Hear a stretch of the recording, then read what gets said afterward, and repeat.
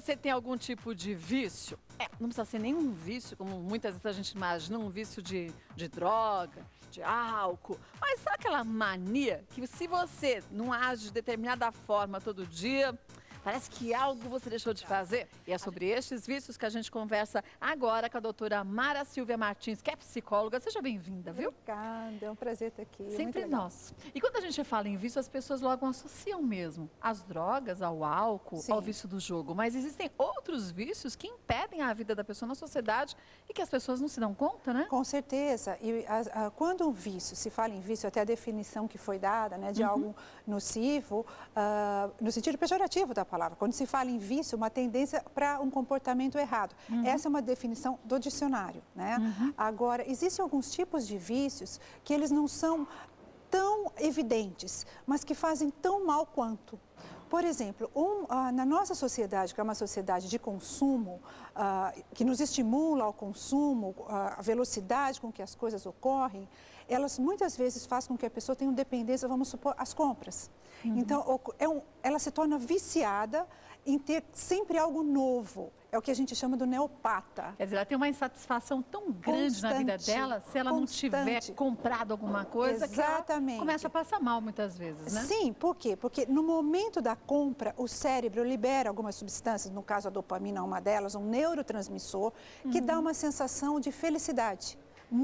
Ocorre uma mudança na química cerebral, semelhante ao que ocorre com droga, com cigarro. Então, isso acaba acarretando muitos prejuízos para a vida dessa pessoa. E tem também assim, um prejuízo que a gente chama de um prejuízo ético, que são as mentiras que ela começa a contar para esconder esse vício, que ela não consegue controlar. Mas para ela se sente viciada nisso ou não? Ela fala, não, é porque eu estou triste, preciso compensar. Ela não tem a real noção? Muitas vezes ela tem uma noção parcial, porque quando a noção é verdadeira, é como a pessoa, o dependente do álcool. Quando ele cai em si, que é uma doença, ele se abre para ajuda. A maioria dos casos, ou a maior parte do sofrimento se dá no momento anterior, onde ocorre a rejeição. Eu não tenho nada, eu só bebo socialmente, mas quem convive, geralmente, assim, o ônus para a família é muito alto, porque a família sabe que não é socialmente. E acaba entrando numa bola de neve, porque com certeza. Se você compra cada vez mais, você se afunda cada vez mais, você vai precisar mais ainda compensar essa sua frustração? Com certeza. Agora a questão é, já que estamos falando das compras, o que traz, além do momento da compra, o momento da loja, então vamos ver um pouquinho assim rapidamente o que está envolvido. Naquele momento a pessoa recebe atenção, as vendedoras ou os vendedores cumprindo muito bem o seu papel, no bom sentido, mas vão dar atenção, olha como você está linda, vai ficar muito bem, nossa, seu marido hoje vai ficar feliz, ou seu namorado, enfim, ela tem uma gratificação imediata. E muitas vezes a carência é tão grande que ela compensa dessa forma, esquecendo-se dos prejuízos futuros. Mas será que por a gente viver numa sociedade hoje tão consumista e ao mesmo tempo tão fria, porque muitas vezes a gente não conhece o vizinho da gente. Com certeza, ainda mais em grandes cidades. Não é? A gente passa por ele e você fala, puxa, eu conheço de algum lugar. Ah, nem cumprimenta. E você, dentro de você acaba sentindo falta daquela coisa de cidade do interior. Com certeza. De todo mundo mais solícito, com tempo de parar e saber, e aí, como você tá, Mara? Você tá bem? Sim. Não é? A questão de nos conhecer pelo nome, né? Não é? Então, esse isolamento social, ele faz a pessoa... Eu já tive casos de pacientes onde a pessoa comprava única e exclusivamente em determinada loja, por sinal caríssima. Ela era conhecida pelo nome, ela não era apenas mais um cliente, ela era um indivíduo, que é o que nós precisamos, dos vínculos sociais. Hoje, as relações afetivas são, assim, imediatas e, entre aspas, pobres, né? Superficiais, momentâneas, fica o vazio. E esse vazio, muitas vezes, ele é compensado através dos chamados vícios, que podem se tornar compulsões, que aí domina a pessoa completamente. Aí ela fica fora de controle. Total. Eu costumo deixar muito claro, até para auxílio, em casos de compulsão, se faz necessário o uso de medicação. A pessoa, sim, porque você precisa terapia ela não consegue sair. Não consegue. Ela tem que quebrar aquele ciclo químico, né, que se instalou. Então, a medicação é necessária em casos de compulsão. Então, nesses momentos, o que acontece? A pessoa, assim, de uma forma, a gratificação é algo muito gritante, devido a essa questão da solidão, do isolamento social, a superficialidade das relações e muitas vezes pressões familiares. Ah, também, né? Sim. Existem famílias que dão muita atenção para os filhos. Às vezes o caso não é só do abandono ou da omissão. É o excesso de atenção, muitas vezes, também? Sim. E que tipo de atenção?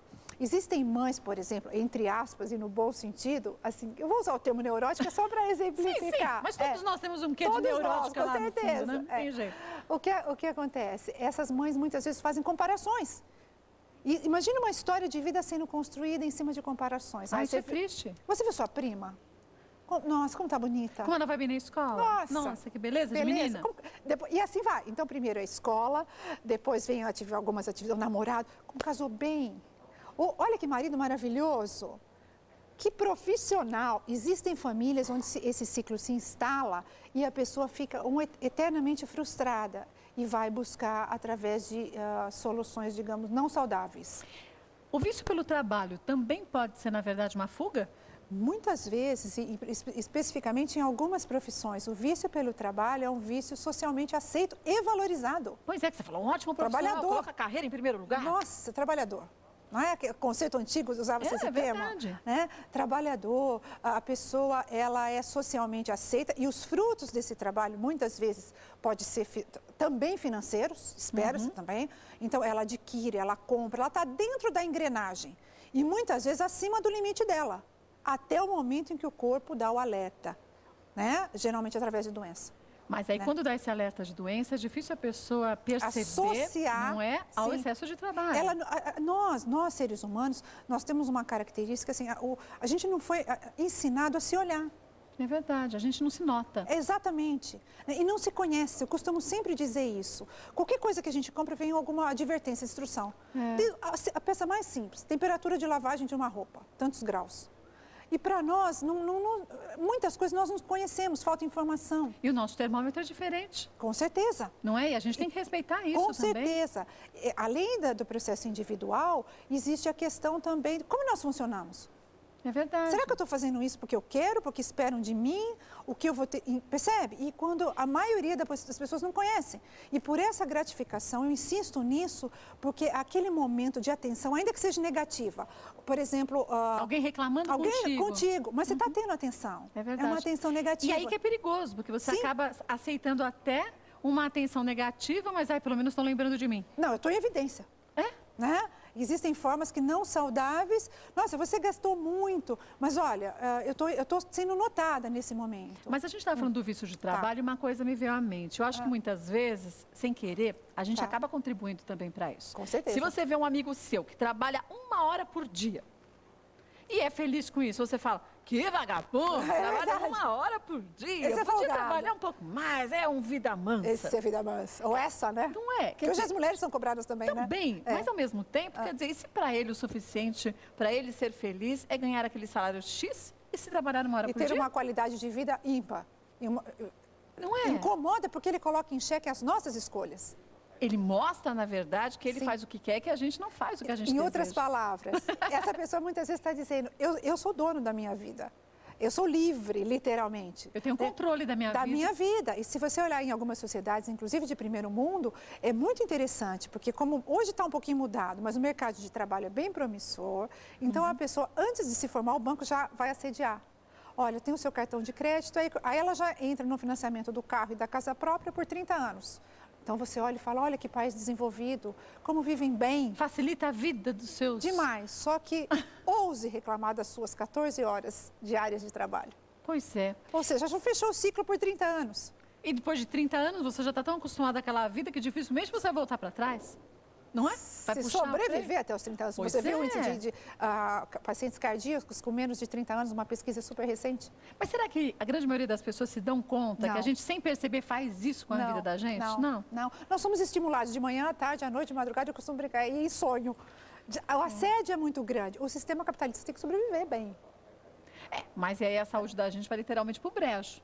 Não é? Se você não estiver satisfeito com esse estilo de vida, né? Farmácia. Não, pro brejo não. vai lá Sim, para com baixo e certeza. você dificilmente vai conseguir voltar a ser o que Sim. você era, né? Com muitos, você até vai conseguir, mas assim, o esforço é grande.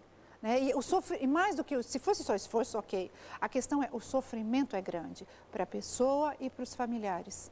Existem empresas hoje em dia que se preocupam com isso, quer dizer, Muitas empresas. empresas que têm ali um psicólogo para Sim. orientar os seus funcionários. Sim. E empresas, como a gente tem aqui na Fundação, que tem serviços de relaxamento, de orientação, quanto vão Sim. parar a cada 2 horas de trabalho, para um Sim. alongamento, para a qualidade de vida, Sim, né? para se olhar um pouquinho, né? Se notar, se perceber. E não é simplesmente uma máquina, não vejo a hora de ir embora. É a vida da gente, né? Que são todos os dias, o trabalho, ele absorve um tempo muito grande. Né? Você acha que o melhor seria a gente, com os nossos filhos, começar a ter essa consciência e ensiná-los de um jeito diferente Olha, do que nós fomos ensinados? Eu vou, assim, eu vou responder, mas eu deixo sempre claro, assim, eu só transmito a informação. Quando, assim, eu vou mostrar o que mostra a literatura e ela é muito clara nesse ponto e converge. As nossas questões vêm de casa. Essa busca de atenção, de gratificação, de aprovação, nós esperamos.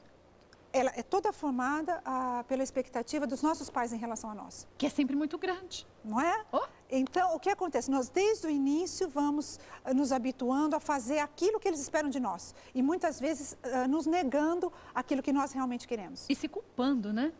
Esse é o pior. A culpa, se você perguntar, Mara, qual é o pior sentimento do ser humano? Aquele que ele não suporta, a culpa. O ódio, ele até tolera que falar é momentâneo, mas a culpa não, é para sempre. Se você olhar também em termos de história, muito rica nesse sentido, até se você olhar a história, vamos falar do cristianismo, que é uma base muito, né, forte na nossa cultura, os personagens com culpa se suicidam.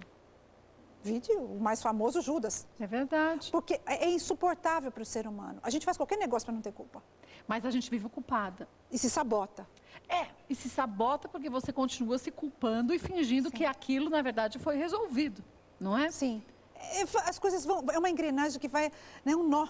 Vai aumentando se você não tiver algumas premissas básicas. Não é, falando assim, nossa, quanta coisa. Não, é simples. São alguns pontos, algumas colunas que, se bem elaboradas, o restante é consequência.